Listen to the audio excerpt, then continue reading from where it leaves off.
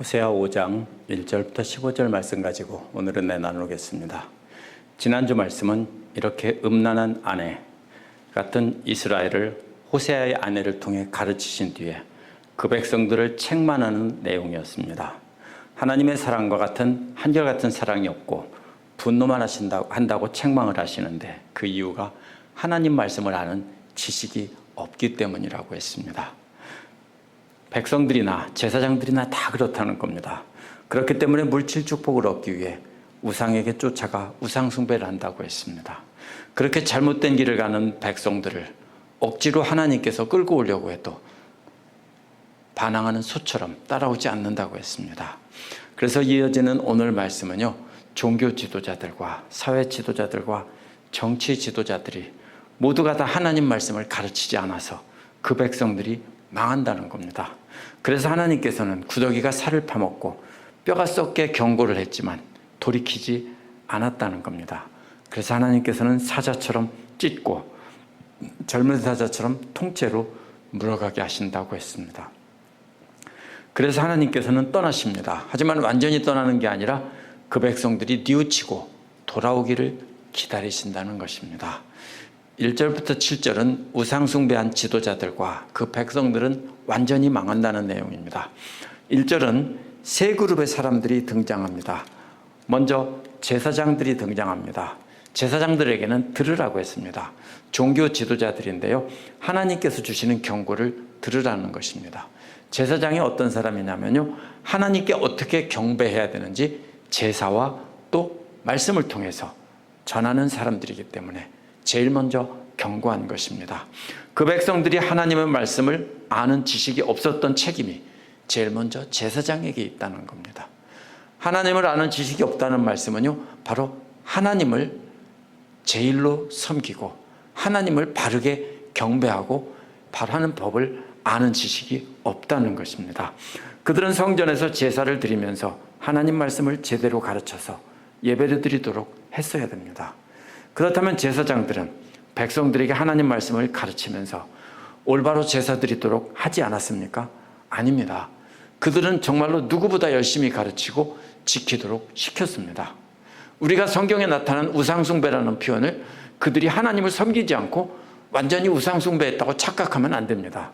그들은 누구보다 열심히 하나님을 섬긴다고 했습니다. 문제가 어디 있냐면요, 자기들의 생각을 따라 가르치고 자기들의 생각으로 지키라고 한 것입니다.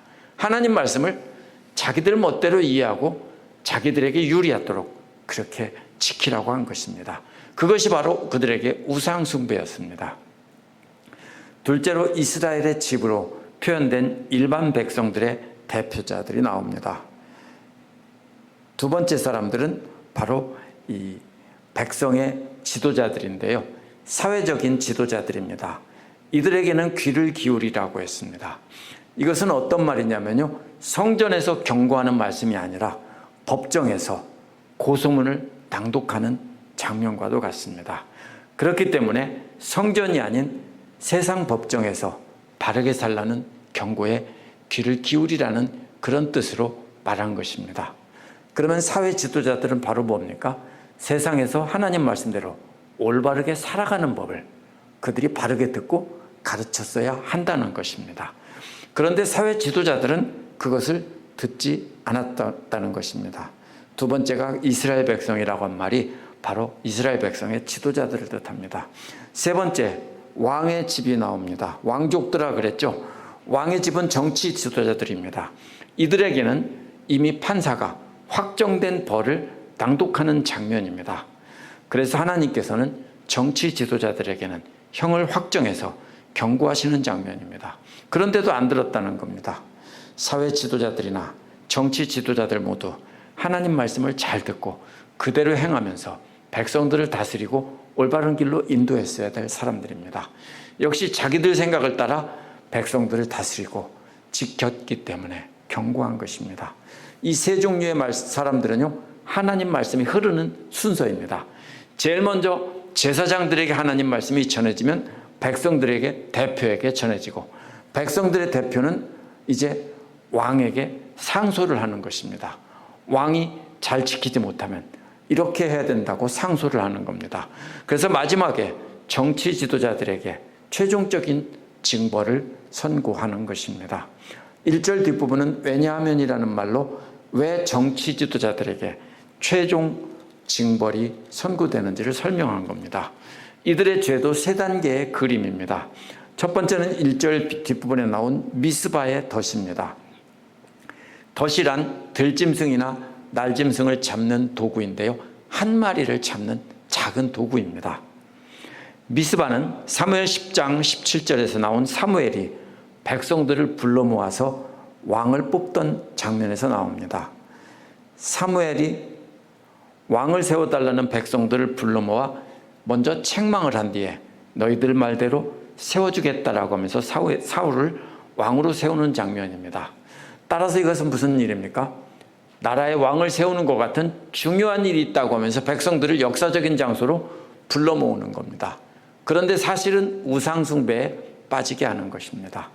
두 번째, 다볼의 그물은 덫보다 더 넓게 치는 도구입니다. 다볼은 뭐냐면요, 사사기 4장 6절에 나오는데요, 드보라가 사람을 보내서 납달리 자손과 스불론 자손 10,000명을 데리고 가라고 한 산의 이름입니다. 역시 하나님께서 대적들을 우리 손에 붙이셨다며 백성들을 모으는 것과 같은 장면입니다. 이번에는 10,000명을 모으니까 많은 백성을 모으는 거죠. 그렇게 모아서 더 많은 사람들을 우상숭배에 빠지게 했다는 겁니다. 덫보다 더 한꺼번에 많이 잡는 것이 그물입니다. 그래서 훨씬 더 많은 사람을 잡는 것입니다. 덫은 작은 우상숭배의 장소라면 그물은 더 큰 우상숭배의 장소입니다. 더 많은 사람들이 참여하는 겁니다. 세 번째는 2절 앞부분에 나오는 깊은 웅덩이입니다. 세 번째는 시딤의 깊은 웅덩이인데요, 반역자로 번역된 말은요, 반역자들이라고 번역된 말은 히브리어로 시딤인데요, 영어의 RSV도 시딤을 땅의 이름으로 번역했습니다. 문맥으로 볼 때 시딤은 반역자라기보다는 지명으로 보는 것이 옳습니다. 그래서 다수의 주석가들도, 성경 해석자들도 시딤을 반역자라는 말을 지명으로 해석합니다. 시딤이 어디냐면요, 민수기 25장 1절에서 나온 이스라엘 백성들이 한꺼번에 많은 사람들이 모압 여자들과 음행을 벌이기 시작한 장소입니다. 그래서 첫 번째 덫과 두 번째 그물에 걸린 사람들이 세 번째에서는 뭡니까? 이제는 본격적으로 음행을 하는 그림으로 전달하는 것입니다. 미스바는 동쪽이고요, 다볼은 서쪽이고, 시딤은 사해 건너편 남동쪽입니다. 왜 남쪽이 없고 남동쪽입니까? 남쪽은 사막입니다. 사람이 살지 않는 사막입니다. 그래서 남동쪽입니다. 북쪽이 왜 빠졌습니까? 북쪽은 북왕국 이스라엘이고요, 북쪽은 적들이 쳐들어오는 곳이기 때문에 하나님을 예배하는 장소가 아니었습니다.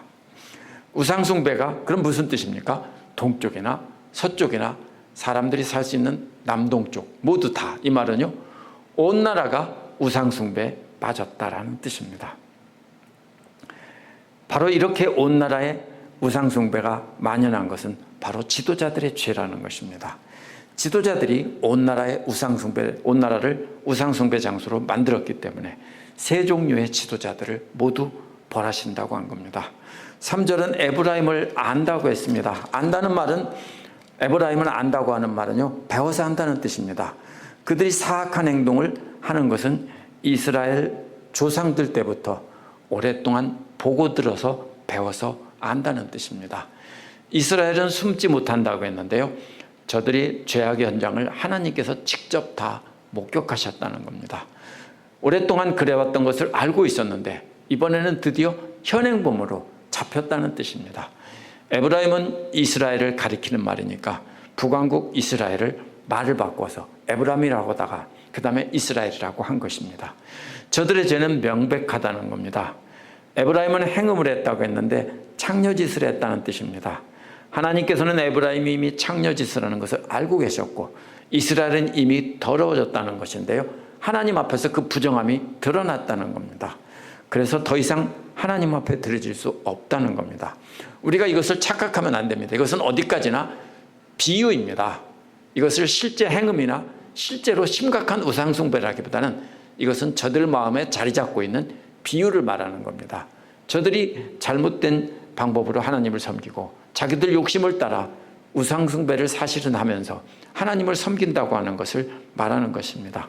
4절은 이렇게 더러워진 것은 하나님의 책임이거나 하나님이 정죄했기 때문이 아니라 그들의 행위가 그들을 자기들이 하나님께로 돌아가지 못하게 했다고 했습니다.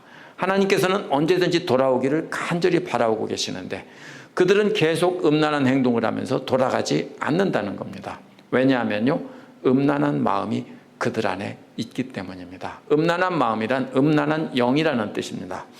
음란한 마음이란 단순히 성적인 생각이 아니라 그 마음 중심 자리에 세상 욕망이라는 음란한 우상들이 앉아 있다는 것입니다. 마음 중심에 하나님이 있지 않고 세상 우상이 있다는 겁니다.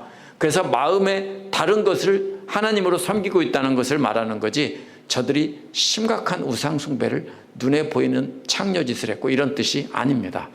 5절의 교만은 앞에서 말한 종교 지도자, 사회 지도자, 정치 지도자들의 교만을 말합니다. 이들은 자신들을 하나님의 자리로 높였기 때문에 하나님 말씀이 가르치는 바른 신앙이나 도덕에 얽매이지 않습니다. 그들은 예배를 드리고 이렇게 하지만 거짓 예배를 드리고 사회적인 불의로 여호와의 법을 대적한다는 것입니다. 어떻게 합니까? 정치 지도자들이나 사회 지도자들은 자기들이 가진 특권을 가지고 자기들의 이익을 취하면서 백성들을 위하지 않는 것입니다. 그러한 하나님께 대한 반역죄로 인해서 이스라엘과 에브라임이 넘어지고 유다도 함께 넘어진다는 겁니다. 6절은요, 그들이 양떼와 소떼를 이끌고 여호와를 찾으러 갈지라도 만나지 못할 것은 이미 그들에게서 떠나셨다는 겁니다. 이게 만화 같은 장면입니다. 본래 하나님께 제사 드릴 때 얼만큼 끌고 갑니까? 양 한 마리나 소 한 마리 끌고 가는 겁니다. 근데 너희들이 양떼를 몰고 오거나 소떼를 다 끌고 와서 여호와를 찾으러 와서 제사를 드린다고 해도 만나지 못한다는 겁니다. 대단한 과장법입니다. 그래서 양떼와 소떼를 한꺼번에 끌고 가도 여호와를 만나지 못한다는 겁니다. 이미 여호와께서는 완전히 떠났습니다. 아무리 많은 양떼와 소떼를 끌고 찾아가도 여호와께서 만나주지 않습니다. 사무엘상 15장에서는 하나님께서 아말렉을 완전히 진멸하라고 하셨는데 사울은 양과 소의 좋은 것을 남겨두어 하나님께 제사 드리려고 했다고 했습니다. 그럴 때 사무엘이 사울에게 순종이 제사보다 낫고 듣는 것이 수양의 기름보다 나으니라고 했습니다. 하나님은 거지가 아닙니다. 그래서 제물이 필요하지 않습니다. 그래서 마음에 없는 제물은 필요가 없다는 겁니다. 그 마음 중심에 탐욕을 가지고 있고 세상 것을 숭배하면서 하나님을 섬긴다고 하면 아무리 떼거리로 양떼와 소떼를 끌고 와도 받지 않겠다는 겁니다. 7절은 그들이 여호와께 정조를 지키지 아니하고 사생자를 낳았다는 겁니다. 이스라엘 지도자들은 그 백성들에게 덫과 그물과 함정을 설치해서 음란한 우상숭배에 빠지게 했습니다. 음란한 우상숭배의 자식들이 되게 했다는 겁니다. 그렇기 때문에 세 달이 그들의 기업과 함께 삼킨다고 했습니다. 세 달 절기가 이렇게 했죠. 이 세 달은 1년이 아니라 한 달 안에 갚아야 되는 부채일 것이라고 해석하는 사람들이 있습니다. 한 달 안에 갚아야 되는 빚이라면 금방 돌아옵니다. 그럼 어떻게 합니까? 세 달이 오면 바로 채권자들이 들이닥쳐서 토지와 집과 노비들을 다 가져간다는 겁니다.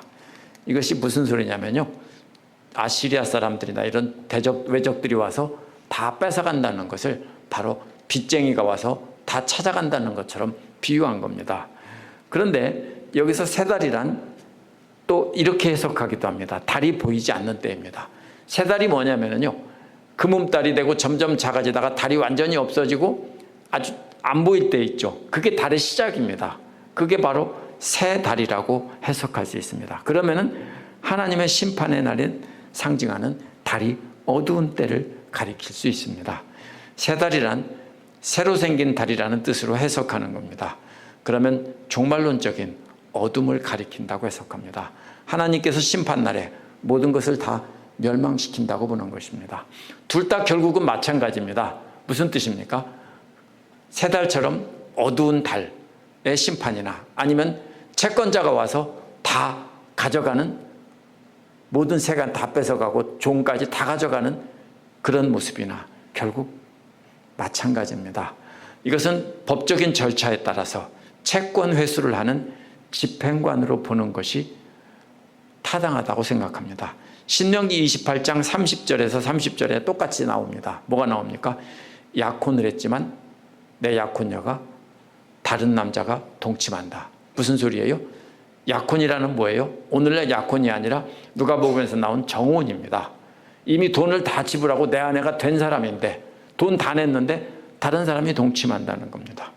포도원을 만들었지만 다른 사람이 먹고요. 소를 잡았으나 먹지 못하고 토지소산과 수고를 얻은 것을 알지 못하는 민족이 먹는다고 했습니다. 그래서 이것은 1차적으로는 722년 아시리아가 이스라엘을 정복한 사건으로 우리가 이해할 수 있습니다. 그런데 본문에 담겨있는 1차적인 그림은 그게 맞습니다.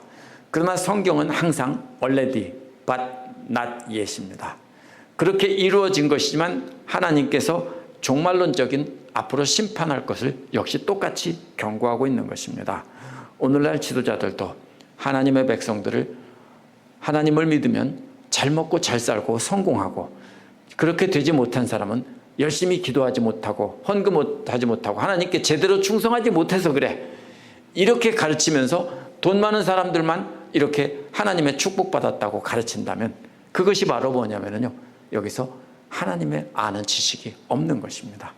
그러면 백성들과 지도자들이 모두가 다 어떻게 됩니까? 지도자들은 백성들을 함정에 빠지게 하고 덫에 걸리게 하고 그물에 걸리게 한다는 이 세 가지의 똑같은 것입니다. 옛날이나 오늘날이나 그것을 탐욕으로 하나님을 섬기고 가르치면 그것이 덫이 되고 그물이 되고 깊은 함정이 되는 것입니다. 8절에서 15절은 하나님께서 소리와 고통을 통해서 경고하신다는 내용이 나옵니다. 8절에서 기브아에서 뿔나팔을 불고 라마에서는 나팔을 불고 벳아윈에서는 소리친다고 했습니다. 여기서는 둘 다 나팔이라고 했는데요, 하나는 뿔나팔이고 하나는 금속 나팔입니다. 뿔나팔은 뭡니까? 바로 양뿔로 만든 것으로 목동들이 위험을 알릴 때 쓰던 것입니다. 그래서 여기서 이 세 방향은 예루살렘 북쪽에 있는 높은 산지들입니다. 세 방향에서 남쪽에서 우상 숭배하는 방향이 동쪽과 서쪽과 남동쪽이라고 그랬죠. 이번에 적들이 쳐들어오는 경고는 북쪽의 세 방향입니다. 그래서 앞에서 북쪽이 빠졌던 것입니다. 왜 목동들이 첫 번째 나옵니까? 군인들보다 먼저 발견하는 게 누구냐면 목동들입니다. 왜냐하면 목동들은 멀리 적진이 있는 곳 가까이 가서 먼 데 가서 가능하면 양떼를 먹이고 돌아오기 때문입니다. 목동들이 발견하고 뿔나팔을 불어서 알리면은 군인들이 또 금속 나팔로 그 다음에는 부는 겁니다. 군인들은 뭡니까? 망대에서 적이 쳐들어올 때야 압니다. 그래서 목동들보다 늦게 알기 때문에 그 다음에 군인들이 바로 비상나팔을 분다고 했죠. 이것은 금속재로 된 나팔을 부는 것입니다. 이것은 적들이 진군하는 모습을 보았을 때입니다. 마지막은 말로 소리쳐 외치는 것은요, 전령들이 막 달려가서 전쟁의 다급함을 알리는 겁니다. 이 세 가지는 무슨 뜻입니까? 점점 위험이 다급해지고 위험이 점점 강해지는 겁니다. 세 도시는 모두 베냐민 땅에 있는 도시들입니다. 예루살렘에서 북쪽으로 산길을 따라 진군하는 길입니다. 반대로 북쪽에서 올 때 들어오는 길입니다. 기브아가 제일 먼저 나오고 그 다음에 라마가 나오고 마지막에는 벳아윈이 나오는데요, 사악한 자들의 집이라는 뜻인데요, 벳엘을 하나님의 집이라는 말을 경멸적인 태도로 부른 말이라고 지난번에 한번 말씀드렸습니다. 적들이 예루살렘에서부터 베냐민 땅으로 공격해 온다는 것입니다. 어떤 전쟁인지 확실하지 않습니다. 9절에는 벌하는 날에는 에브라임이 황폐하게 된다는 겁니다. 적들에게 짓밟히고 완전히 파괴됩니다. 8절에서 나온 세 차례의 경고가 실제로 이루어집니다. 이스라엘의 지파들 중에는 이러한 심판이 확실히 있을 것을 알렸다는 것입니다. 10절은 유다 지도자들이 경계표를 옮기는 자와 같다는 것입니다. 이게 무슨 말이냐면요, 땅의 경계를 옛날에는 말뚝을 박아서 여기까지가 내 땅이다 표시를 했습니다. 근데 성경에는 그것을 옮기는 것이 어떤 겁니까? 아주 나쁜 범죄입니다. 힘 있는 자들이 말뚝을 옮겨서 가난한 자들의 땅을 빼앗는 겁니다. 그래서 하나님께서는 그들에게 진노를 물같이 쏟아부으신다는 겁니다. 9절 10절은 북왕국 이스라엘이나 남왕국 유다나 그들의 사악함 때문에 그들을 적들의 발에 밟히게 한다는 것입니다. 11절은 에브라임이 학대를 받고 재판을 받는다고 했습니다. 학대를 받는다는 말은 누른다는 말인데요. 압제를 받는다는 말은 더 세게 눌러서 부러진다는 뜻입니다. 이런 말입니다. 누가 올라가서 어떤 사람을 한 발로 밟습니다. 누르는 거겠죠? 그 다음에 어떻게 합니까? 두 발로 올라가서 굴러버립니다. 그러면 갈비뼈가 다 부러져 버리겠죠? 두 번째, 그게 바로 그런 뜻입니다. 그래서 뭡니까? 그렇게 되는 이유는 하나님의 명령을 따르기보다는 사람을 의지하고 그 사람들의 명령을 따르는 것을 더 좋아했기 때문입니다. 북왕국 이스라엘은 이웃나라의 왕들의 명령을 따르고 도움을 받으려고 한 것을 말하는 겁니다. 그런데 하나님의 명령은 안 듣고 이웃나라의 왕들의 명령은 받고 도움을 받으려고 했다는 겁니다. 그런데 이웃나라들은 발로 밟아서 살이 터지게 하고 뼈를 부서지게 하는 존재가 되었다는 뜻입니다. 12절은 11절에서 적군에게 짓밟혀서 뼈가 부서진 사람의 그림과 연결해야 됩니다. 여호와께서 에브라임에게 좀 같다고 했는데요. 이것은 무슨 말이냐면요. 구더기가 파먹는 것을 뜻하는 것입니다. 사람이 큰 상처를 입으면 오늘날은 항생제를 쓰지만 옛날에는 어떻게 합니까? 곪고 진물이 나고 어떻게 됩니까? 구더기가 생기죠. 바로 그런 것입니다. 유다족 속에는 썩이는 것 같다고 했는데 썩인다는 말은요 훨씬 더 심한 표현입니다. 이것은 뼈들이 썩는 것이나 아니면 나무가 썩는 것을 말할 때 쓰는 것입니다. 나무가 썩으면 어떻게 됩니까? 푸석푸석 다 부서지죠. 뼈가 썩으면 어떻게 돼요? 잘 썩지 않는, 역시 푸석푸석 다 부서져서 흙이 돼버립니다. 적군에게 짓밟혀서 처음에는 살이 터지겠지만 나중에는 어떻게 됩니까?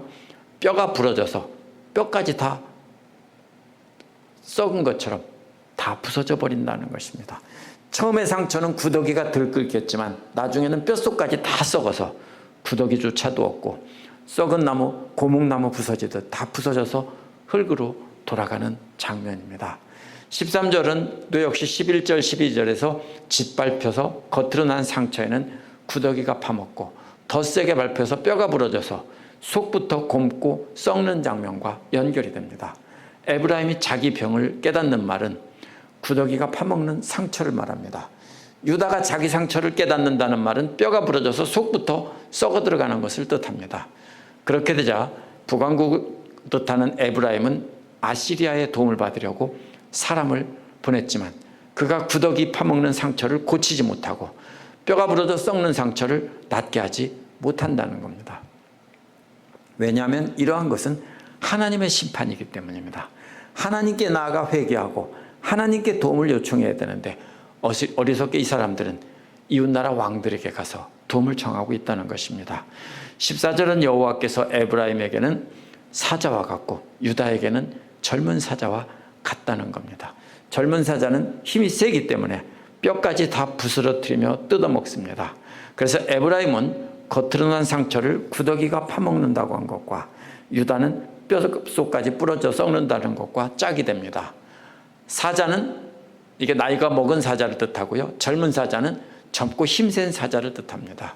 역시 구더기가 파먹는 것과 뼈가 썩는 것처럼 이렇게 짝을 이루면서 같은 방식으로 강조되는 겁니다. 북왕국 이스라엘보다 남왕국 유다에게 훨씬 더 심한 벌을 내린다는 뜻입니다. 북왕국 이스라엘은 겉에 상처가 나서 구더기가 들끓고 뼛속이 다 썩는다고 한 것이고 북왕국 이스라엘에게는 사자가 달려들어서 일단 한 조각 뜯어서 물고 가는 그림입니다. 북왕국 이스라엘은 나이든 사자가 힘이 다 끌고 가기 부족하기 때문에 한 부분만 끌고 가는 것처럼 하시는데 남왕국 유다에게는 힘센 사자처럼 젊은 사자처럼 통째로 끌고 가게 한다는 겁니다. 무슨 말입니까? 북왕국은 부분적으로 끌고 갔습니다. 어떻게 됩니까? 일부분만 끌어다가 딴 나라로 옮겨놨습니다. 근데 남왕국은요, 지도자들을 통째로 끌어갔습니다. 바로 그걸 말하는 것입니다. 그래서 15절도 사자의 비유가 이어지는 걸로 이해해야 됩니다. 여호와께서 사자처럼 북왕국 이스라엘의 일부와 남왕국 전체를 물고 멀리 가시는 모습입니다. 북왕국은 부분적으로 찢겨서 다른 곳으로 옮겨졌고 남왕국은 통째로 옮겨졌습니다. 그러나 하나님은 사자처럼 그들을 완전히 멸망시키지 않고 기다린다는 겁니다. 뭘 기다립니까? 회개하고 돌아오길 기다리시는 겁니다. 이 부분에서 하나님의 경고는 목동의 뿔나팔에서 경계 근무서는 군인들의 트럼펫으로 또 다급하게 달려오는 전령으로 점점 긴장감이 더해지고요. 이스라엘과 유다가 받는 상처도요, 겉에서부터 살이 썩는 것에서부터 뼈가 썩는 것, 사자에게 한 조각씩 기는 것에서 젊은 사자가 통째로 물고 가는 것, 이렇게 고난의 강도를 높입니다. 왜 그렇게 합니까? 빨리 돌아오라고 처음에는 부분적인 경고를 했는데 그래도 안 들으니까 통째로 물고 갔다는 뜻입니다. 우리가 하나님께서 여호와를 아는 지식이 없기 때문에 종교와 사회와 정치 지도자들과 그들에게 속아 넘어간 백성들 모두를 멸하신다는 겁니다. 그러나 이스라엘 사람들은 하나님 말씀을 누구보다 열심히 외우고 지켰던 사람들입니다. 그럼에도 불구하고 음란하게 우상 숭배하는 자들로 책망하셨습니다. 왜 그렇습니까? 탐욕을 따라 하나님의 중심에 있지 않습니다. 하나님은 그냥 겉으로 섬긴다고는 형식일 뿐이고 중심에 있지 않고 제멋대로 살기 때문입니다. 오늘날 예수 그리스도를 믿는 사람들도 마찬가지입니다. 하나님은 믿지 않는 세상 사람들을 책망하는 게 아닙니다. 믿는다고 하면서 자기 탐욕대로 하나님 말씀을 자기중심적으로 해석하고 자기 멋대로 섬기기 때문에 책망하는 것입니다. 우리가 하나님보다 세상을 의지하며 세상 풍조에 떠내려가면서도 하나님을 섬긴다고 하면 역시 강도를 높여서 점점 고난을 받게 하시다가 마지막에는 통째로 고난을 받게 하는 것입니다. 그때 회개하고 돌아서면 그것이 사는 길입니다. 언제 하나님 말씀 듣고 세상을 의지하는 것에서 돌아설지는 하나님만 의지할지를 결정해야 됩니다. 말로 경고할 때 듣는 것이 훨씬 심각한 경고를 들을 때 듣는 것보다 훨씬 낫습니다. 그래서 우리도요, 지금 하나님께서 만약에 경고하신다면 그때가 하나님께 돌아와 하나님만 의지하고 살 수 있는 축복의 길입니다. 우리가 벌을 받고 고난을 당한다면 그것이 하나님의 사랑의 매라는 것을 알아야 되고요. 우리가 진정으로 하나님만 의지하고 마음속에 간직한 가짜 그 하나님, 세상의 영광들은 완전히 내려놓아야 한다는 것입니다. 기도하겠습니다.